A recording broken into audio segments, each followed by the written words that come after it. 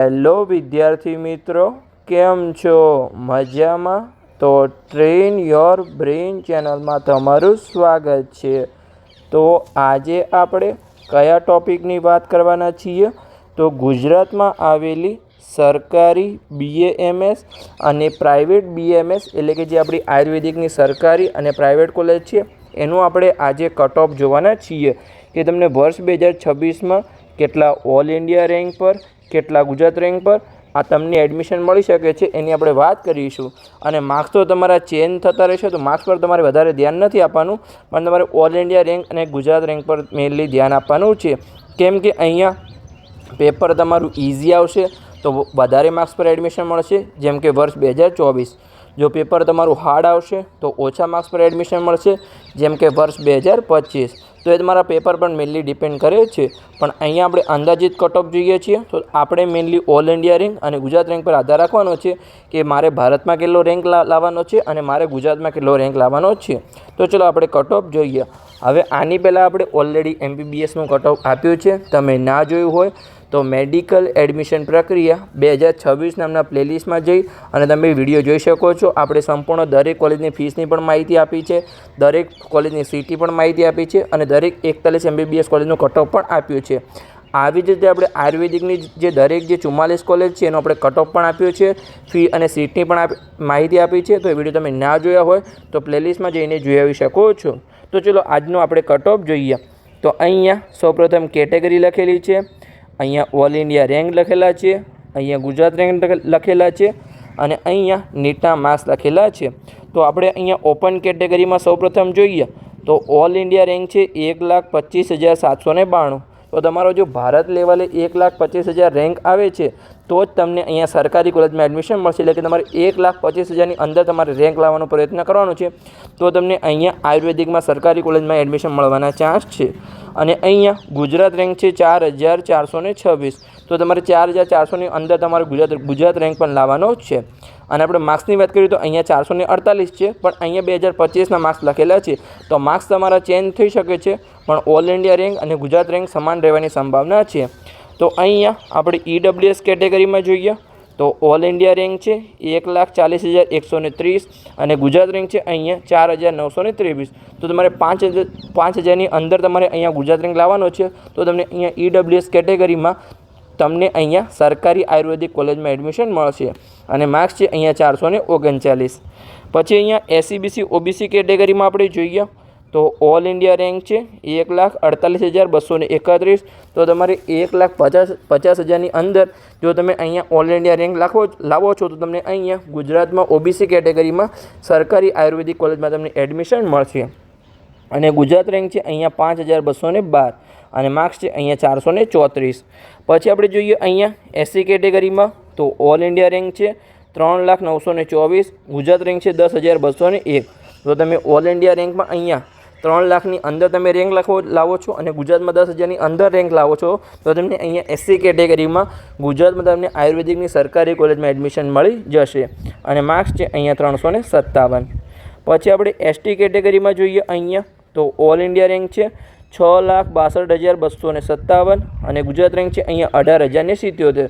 તો જો તમે અહીંયા 6.5 લાખ એટલે 6.5 લાખની અંદર તમે અહીંયા ગુજરાત રેન્ક લાવો છો તો તમને ST કેટેગરીમાં સરકારી આયુર્વેદિક કોલેજમાં એડમિશન મળી જશે અને તમારે ગુજરાત રેન્ક 18,000 લાવવાનો છે.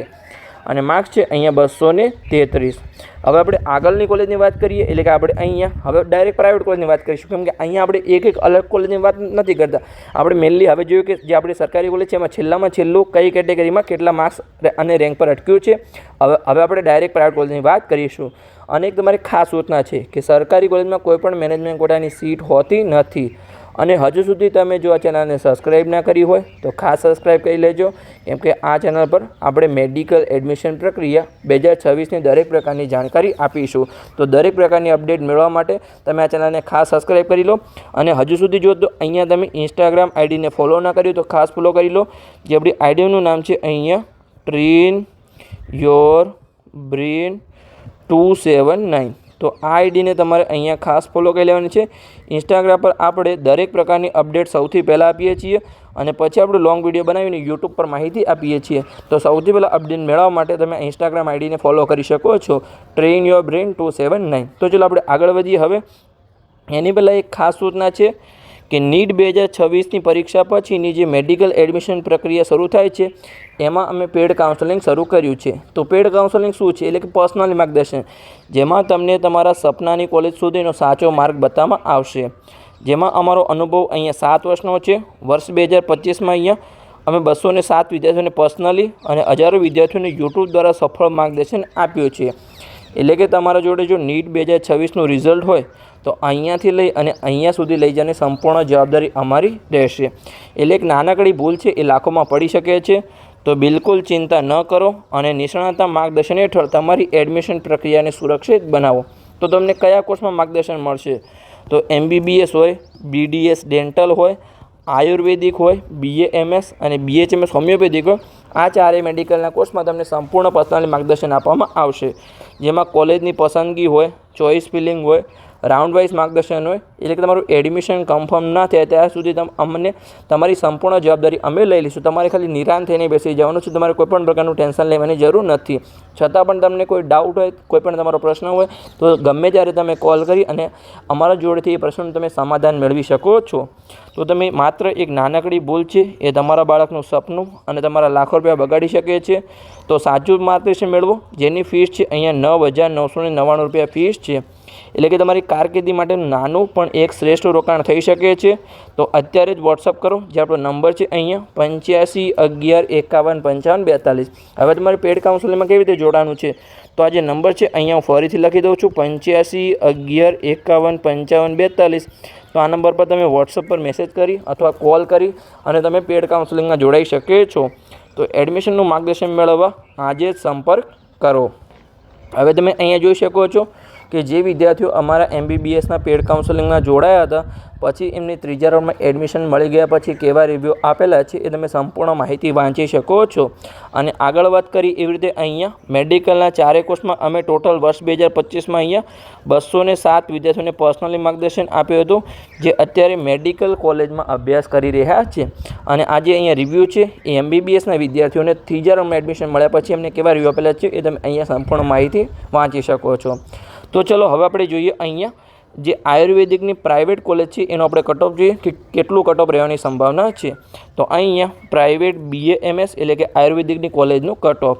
તો અહીંયા કેટેગરી લખેલી છે, અહીંયા ઓલ ઇન્ડિયા રેન્ક, અહીંયા ગુજરાત રેન્ક અને અહીંયા નીટના માર્ક્સ લખેલા છે. તો ચલો આપણે જોઈએ. તો અહીંયા ઓપન કેટેગરીમાં ઓલ ઇન્ડિયા રેન્ક છે 5,97,464, ગુજરાત રેન્ક છે 16,922 અને માર્ક્સ છે અહીંયા 251. એટલે કે તમારી ઓપન કેટેગરીમાં 6 લાખની અંદર ઓલ ઇન્ડિયા રેન્ક અને 17,000ની અંદર જો તમારો અહીંયા ગુજરાત રેન્ક હોય તો તમને અહીંયા પ્રાઇવેટની આયુર્વેદિક કોલેજમાં એડમિશન મળવાના ચાન્સ છે. પણ એક કેમાં અહીંયા ગવર્મેન્ટ કોટામાં. તો પ્રાઇવેટ કોલેજમાં 2 પ્રકારના કોટા હોય છે, એક હોય છે સરકારી કોટા અને એક હોય છે મેનેજમેન્ટ કોટા. તો આ દરેક જે કેટેગરી છે એ આપણે સરકારી કોટા કહેવાય છે અને મેનેજમેન્ટ કોટા આવશે ત્યારે હું તમને સમજાવીશ. પછી આપણે જોઈએ તો કે EWS કેટેગરીમાં ઓલ ઇન્ડિયા રેન્ક છે 10,15,920, ગુજરાત રેન્ક છે 22,701 અને માર્ક્સ છે અહીંયા 158. તો તમને માત્ર અહીંયા ક્વોલિફાઈંગ માર્ક્સ પર એડમિશન મળે છે. બાકીની કેટેગરીમાં તમે અહીંયા જોઈ શકો છો કે SC BC OBC કેટેગરીમાં અહીંયા ઓલ ઇન્ડિયા રેન્ક છે 11,956 અને ગુજરાત રેન્ક છે અહીંયા 23,449 અને માર્ક્સ છે અહીંયા 142. પછી આપણે SC કેટેગરીની વાત કરીએ. હવે તમને અહીંયા SC અને STમાં થોડું કન્ફ્યુઝન હશે. શું કન્ફ્યુઝન છે ચલો આપણે પહેલાં જોઈએ, પછી તમને શું કન્ફ્યુઝન થાય છે એ તમે વિચારજો. કે અહીંયા ઓલ ઇન્ડિયા રેન્ક છે 9,33,352, ગુજરાત રેન્ક છે 21,818 અને માર્ક્સ છે અહીંયા 173. પછી આપણે ST કેટેગરીમાં જોઈએ તો ઓલ ઇન્ડિયા રેન્ક છે 9,40,369, ગુજરાત રેન્ક છે અહીંયા 21,892 અને માર્ક્સ છે અહીંયા 171. હવે તમે અહીંયા જોશો તો કે EWSમાં 158 માર્ક્સ પર અટક્યું છે. પછી OBCમાં અહીંયા 142 માર્ક્સ છે. પણ અહીંયા SC અને STમાં તમે જોશો કે તો અહીંયા 170 કરતાં વધારે માર્ક્સ છે.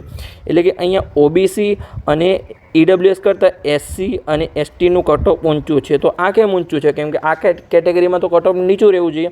તો અહીંયા હું તમને એમનું કારણ આપું છું કે અહીંયા જે SC અને STના વિદ્યાર્થીઓ હોય છે એમને અહીંયા ફ્રી શિપ કાર્ડ મળે છે. તો ફ્રી શિપ કાર્ડ શું છે અહીંયા એમનો હું તમને આઈડિયા આપું તો ફ્રી શિપ કાર્ડમાં વિદ્યાર્થીની સંપૂર્ણ ફીસ માફ થઈ જાય છે જો એની વાર્ષિક આવક અહીંયા 2.5 લાખ એટલે કે 2.5 લાખ કરતાં ઓછી હોય, 2,50,000 કરતાં એની જો વાર્ષિક કુટુંબ આવક ઓછી હોય તો એની સંપૂર્ણ ફીસ માફ થઈ જાય છે. એટલે કે SC અને STના મોટાભાગના વિદ્યાર્થીઓ MBBS હોય કે આયુર્વેદિક હોય કે હોમિયોપેથી હોય કે ડેન્ટલ એમાં પ્રાઇવેટ કોલેજમાં એડમિશન લેટર ડરતા નથી, કેમ કે એમની જો વાર્ષિક આવક 2.5 લાખ કરતાં ઓછી હોય કુટુંબની તો એમની સંપૂર્ણ ફીસ માફ થઈ જાય છે. પણ અહીંયા EWSના વિદ્યાર્થી હોય કે OBCના વિદ્યાર્થી હોય એની કોઈપણ પ્રકારની ફીસ માફ થતી નથી. તો એ વિદ્યાર્થીઓ જો એની ફીસ અહીંયા પ્રાઇવેટમાં જેમ કે 4 લાખ રૂપિયા હોય કે 3 લાખ રૂપિયા હોય તો વિદ્યાર્થી એડમિશન લેતા થોડું ડરે છે, એટલા માટે એનું કટ ઓફ થોડું નીચું છે અને SC STનું કટ ઓફ થોડું વધારે છે. પછી આપણે મેનેજમેન્ટ કોટાની વાત કરીએ અહીંયા તો એનું કટ ઓફ છે અહીંયા 10,86,605 ઓલ ઇન્ડિયા રેન્ક છે. ગુજરાત રેન્ક છે અહીંયા 23,307 અને માર્ક્સ છે અહીંયા 146. તો 146 માર્ક્સ એટલે કેટલા માર્ક્સ છે અહીંયા જેમ કે તમે અહીંયા જોશો તો કે નીટ 2025માં અહીંયા ક્વોલિફાઈંગ માર્ક્સ કેટલા હતા. તો પહેલાં તો ક્વોલિફાઈંગ માર્ક્સ શું છે એ હું તમને સમજાવું. જેમ કે અહીંયા ઓપન અને EWSમાં ક્વોલિફાઈંગ માર્ક્સ હતા 144. તો તમારે જો 144 કરતાં વધારે માર્ક્સ હોય તો તમને અહીંયા મેડિકલના કોઈપણ કોર્સમાં એડમિશન મળે. તમારે ગુજરાતમાં એડમિશન લેવું હોય, ઇન્ડિયામાં એડમિશન લેવું હોય કે ઇન્ડિયાની બહાર એડમિશન લેવું હોય, તમારા ક્વોલિફાઈંગ મિનિમમ હોવા જરૂર છે. ક્વોલિફાઈંગ માર્ક્સ અહીંયા 2025માં 144 માર્ક્સ હતા. જો તમારે 143 માર્ક્સ હોય અને અહીંયા ગુજરાતમાં MBBSની સીટ ખાલી પડી રહે કે આયુર્વેદિકની સીટ ખાલી પડી રહે છતાં પણ તમને એડમિશન આપવામાં આવશે ને મિનિમમ તમારા ક્વોલિફાઈંગ માર્ક્સ જરૂરી છે. તો તમે અહીંયા જોઈ શકો છો કે મેનેજમેન્ટ કોટામાં 146 માર્ક્સ પર અટક્યું છે અને તમારા ઓપન EWSમાં ક્વોલિફાઈંગ માર્ક્સ કેટલા 144. એટલે કે અહીંયા આયુર્વેદિક અને હોમિયોપેથિકમાં ક્વોલિફાઈંગ માર્ક્સ પર એડમિશન મળે છે. હોમિયોપેથિકમાં તો કેટલી કેટેગરીમાં ઘણી બધી કોલેજમાં સીટો ખાલી પડી રહી છે. તો તમને આયુર્વેદિક અને હોમિયોપેથિકમાં તમારે પ્રાઇવેટમાં એડમિશન લેવું તો તમારે ડરવાની કોઈ જરૂર નથી. 100% તમને એડમિશન મળી જશે. તમારે ખાલી અહીંયા ક્વોલિફાઈંગ માર્ક્સ લાવવાના છે. પછી આપણે વાત કરીએ તો OBC SC અને STમાં ક્વોલિફાઈંગ માર્ક્સ 113. જેમ કે અહીંયા તમે જોશો તમને એમ લાગશે કે અહીંયા OBCમાં તો 142 માર્ક્સ પર એડમિશન મળ્યું છે અને ક્વોલિફાઈંગ માર્ક્સ 144 છે, પણ એ ઓપનના ક્વોલિફાઈંગ માર્ક્સ છે. OBC SC અને STમાં ક્વોલિફાઈંગ માર્ક્સ તમારા હતા 113. એટલે કે અહીંયા 144 માર્ક્સ કરતાં ઓછા માર્ક્સ કરતાં પણ અહીંયા બાકીની કેટેગરીમાં એડમિશન મળી શકે છે. તો બસ આ જો તો આપણું કટ ઓફ. તો વિડીયો સારો લાગ્યો હોય તો ચેનલને સબસ્ક્રાઈબ કરી શકો છો અને તમારા મિત્રોને વિડીયો શેર કરી શકો છો તો એમને પણ સરળ ભાષામાં મેડિકલ એડમિશન પ્રક્રિયાની જાણકારી મળતી રહે. અને હજુ સુધી જો તમે પેડ કાઉન્સેલિંગમાં ના જોડા હોય તો આ નંબર પર તમે કોલ કરી અને પેડ કાઉન્સેલિંગમાં જોડાઈ શકો છો. ત્યાં તમને પર્સનલી માર્ગદર્શન આપવામાં આવશે. તો મળીએ આપણે આવા જ કોઈ ઇન્ફોર્મેટિવ વિડીયો સાથે.